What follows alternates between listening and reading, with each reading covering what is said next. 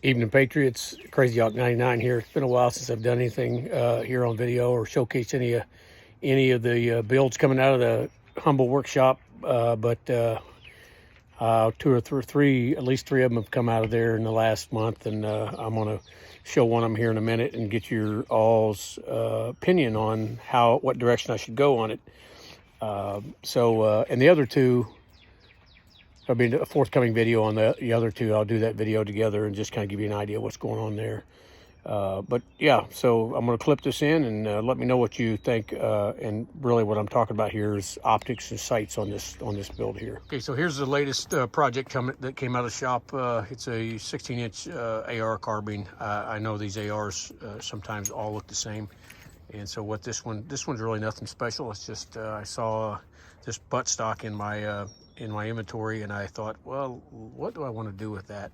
So this buttstock is a fixed buttstock as opposed to a collapsible one. There are advantages and disadvantages to each. That's a user preference type of thing, or what you intend to do with it. So what I'm asking here, though, and by the way, I know I'm going to paint this gun. I just haven't decided if I'm just going to paint the receiver set and the handguard like I usually do, or if I'm also going to paint the buttstock as well. And I've already got a color picked out. It's going to be a darker color. I forget what it's called. But stay tuned for that and cross your fingers for me, because this will be my second attempt. I usually use Duracoat, which is a great product, but it is kind of pricey. It runs about $65 for an aerosol can. I get a little cheaper than that with an affiliation I have, but it's still expensive. And the other product is called Aulumahyde. It's a Brownells product, and it's a epoxy-based paint, and that's what I'm going to try to use on this gun. Man, I'm crossing my fingers, because once it's on there, it's a bear to get off. And the other time I've tried to use this stuff, it's got good reviews. People have really good luck with it, but it's not nearly as user-friendly as Duracoat is. Duracoat is not much harder than just using regular spray paint, but this Aulumahyde is a lot finickier. It's easy to clog the spray nozzle. Yeah, it's a challenge. So anyway, that's the product I'm going to use, and the reason being, it's considerably cheaper. It's probably 25% of the cost of Duracoat, and supposedly it's supposed to be extremely durable as well. So that's the product I'm going to use on this gun. But and this particular gun you're looking at has no real bells and whistles to speak of. It's a 16-inch carbine gas system gun, and I didn't put anything fancy on it. That could always be changed out. No extended latch on the charging handle, no ambidextrous safety, no enhanced trigger guard. It's just got a standard mil-spec trigger guard, that kind of stuff. A grip, standard A2 grip, and totally fine for the purpose, but personal preference. People like other things, and that's all easy to change out. But